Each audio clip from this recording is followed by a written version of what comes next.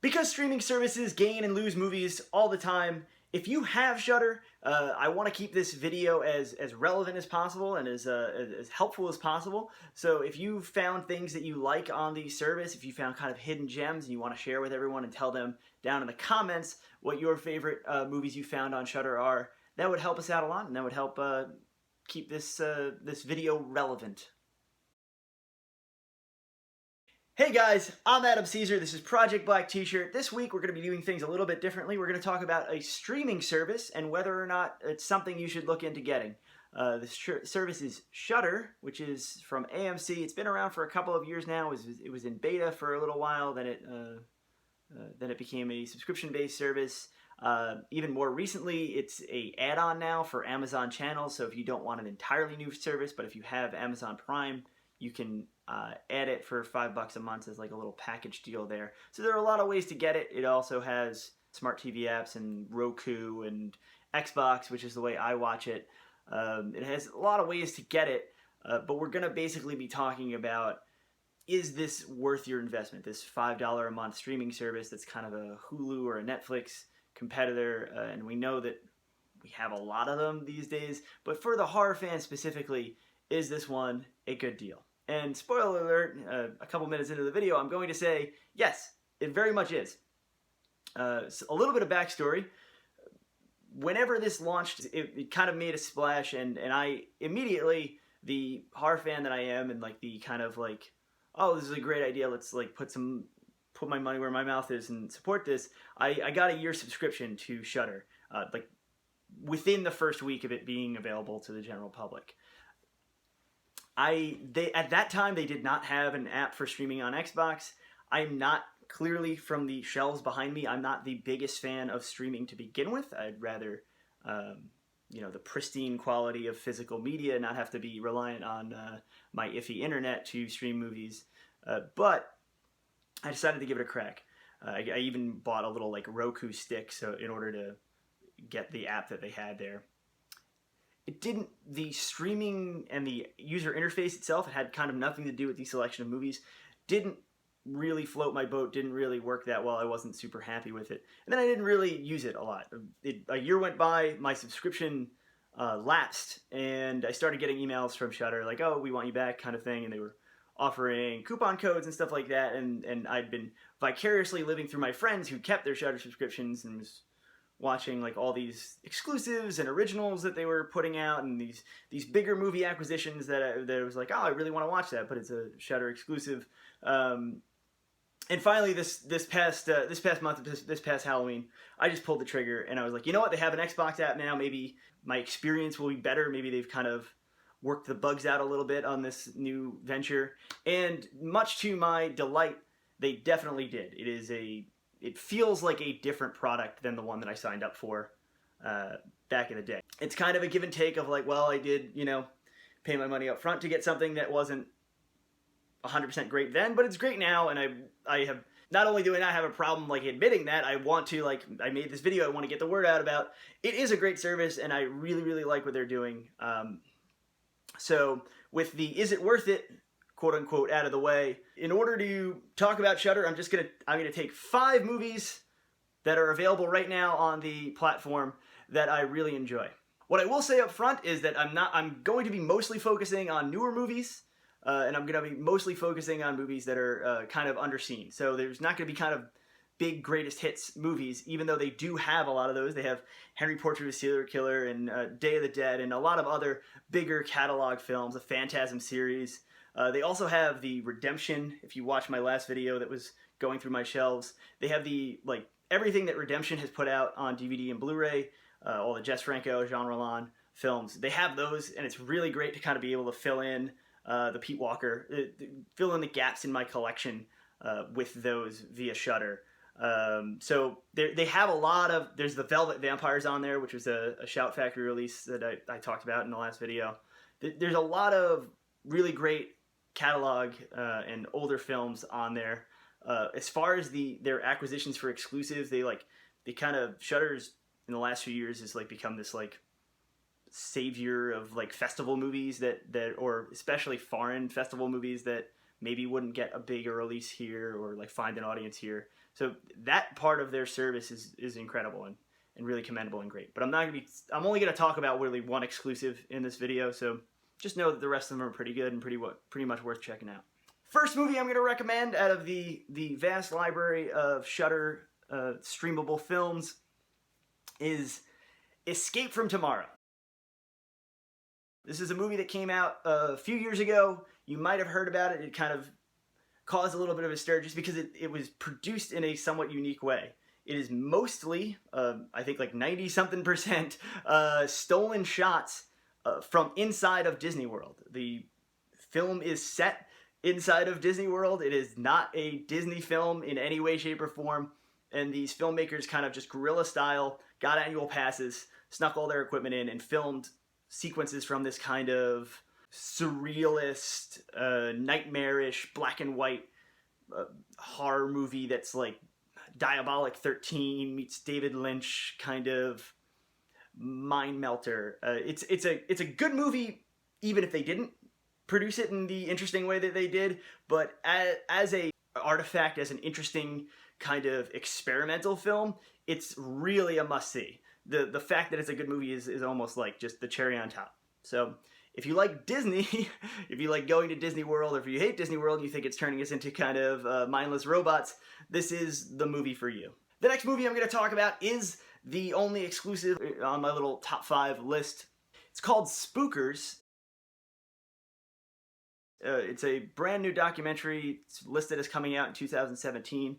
It's from New Zealand, and it's about a kind of famous, well-regarded haunted attraction in New Zealand, how it came into being, the people that work there, the kind of side stories about their lives and what they get out of working at a haunt. It's really, really good. And with the Halloween season just ending, if you're kind of like jonesing for like to get back in that spirit of like people dressing up and haunted attractions and fog machines and stuff like that, you could do a lot worse than Spookers. It's one of the better documentaries on the subject that I've seen. Probably, maybe even the best one. It's really, really great. It's really, really endearing. It offers like kind of tiny glimpses into, especially as an American, like a culture that I'm not super familiar with, but is really endearing and done in a loving way. And the movie looks great. It's not your normal kind of like lo-fi documentary. It looks like a big movie with, really nice compositions and a lot of heart behind it. So Spookers, not necessarily a horror movie, even though it takes place in a haunted house, but well worth seeing. And it's kind of emblematic of what Shudder's trying to do, which is they're not only a horror platform, they're things that the horror fan will enjoy, kind of horror adjacent entertainment, and this really drives that home. The next movie got a wide release, so it might be something that you saw, it might be something that you hated, but it's a movie that I love. It is Detention, 2011's Detention. This is nominally a slasher comedy, but it goes some really, really weird, really meta, really unexpected directions. It takes the idea of like a cabin in the woods or a scream, and it looks at them, and then it feeds it a bunch of pixie sticks, and then there's some meth in with the pixie sticks, and it just goes crazy. It's very funny. It has some legitimately shocking moments, not because they are overly violent or overly gory, but shocking just in the fact that you're like, wow, this this movie has recognizable stars. It is absolutely out of its mind. If you want to see a horror movie where Hanson's Mbop figures into the plot and time machine and stuffed bears and all this different stuff, you're gonna like Detention. If that sounds like not your cup of tea at all, if you're serious po-faced, where's Rob Zombie 31? It's on Shudder, but it's probably not for the Detention crowd. The fourth movie on this list isn't even a movie at all. It was a TV movie. It was a TV special, broadcasted one time in the early 1990s on the BBC One. It was a British TV special called Ghostwatch.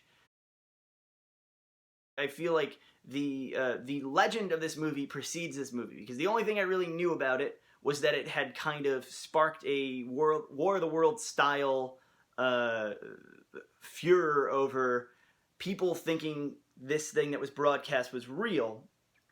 And it's set up not to do, it's set up kind of to trick people. It's set up to look as real as possible. It looks like this real live BBC special where a group of reporters is going into a haunted house. They're gonna kind of have a Halloween night seance and try to, you know, debunk or prove that there is a haunted activity in this house.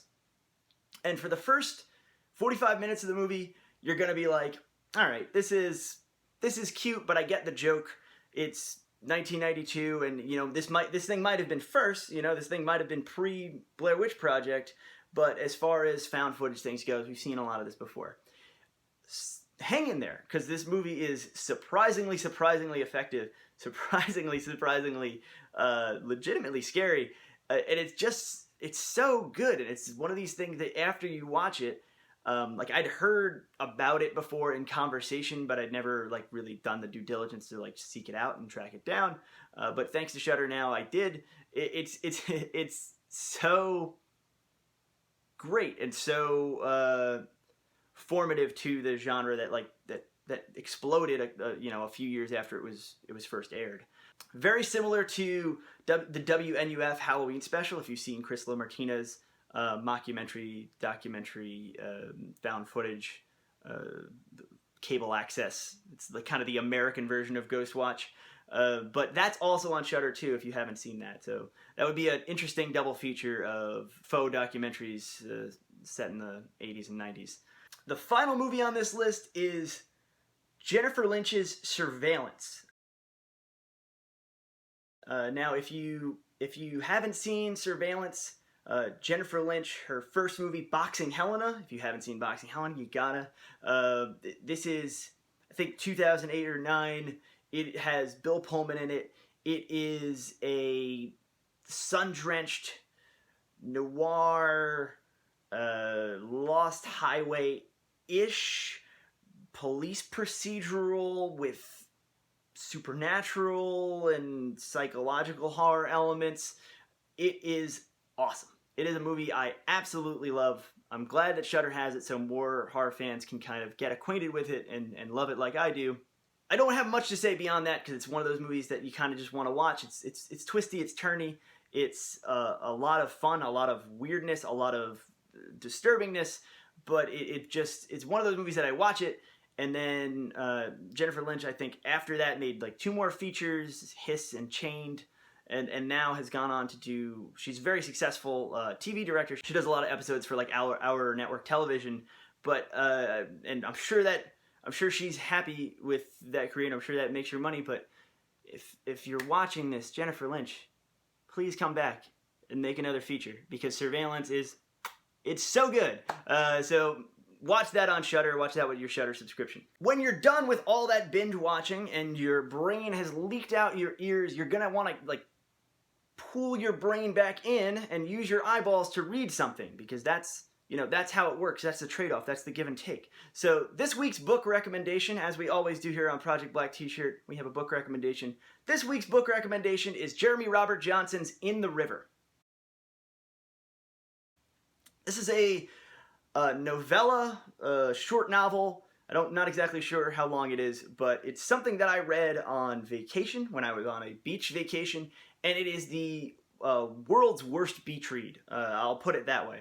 It is about a narrator who takes his son fishing, and something horrible in this river takes his son away, and it is emotionally wrenching and hard to read in places, and thrilling, and kind of Jaws or Lake Placid if it were written by like Hemingway. It's super literary and super intelligent, but also has this kind of the story itself has this kind of pulp core to it. So it's a little bit of something for everyone, and a little bit of a genre confounder, because it is horror, but there are like mythical elements to it and literary elements to it. It's really, really great. And I've talked about Johnson's work on the show before. I pretty much think I've recommended everything he's written beyond, like, between his short stories and his novel, and now this, In the River. But if you like his stuff, or if you haven't tried his stuff, this would be the perfect one to start with. It's really, really, really good. That's In the River by Jeremy Robert Johnson. As with everything, I will put links down in the description to whatever I talked about. I'm sure I mentioned a ton of crap. All right. I'm Adam Caesar. If you've liked this video, please hit like. If you've really liked this video, consider subscribing and check out all my other videos where I usually have a movie review or a book recommendation, or I go through my shelves, or I do a book haul. It's all horror stuff. You like horror, you clicked on this video, go watch it. All right. Have a great day.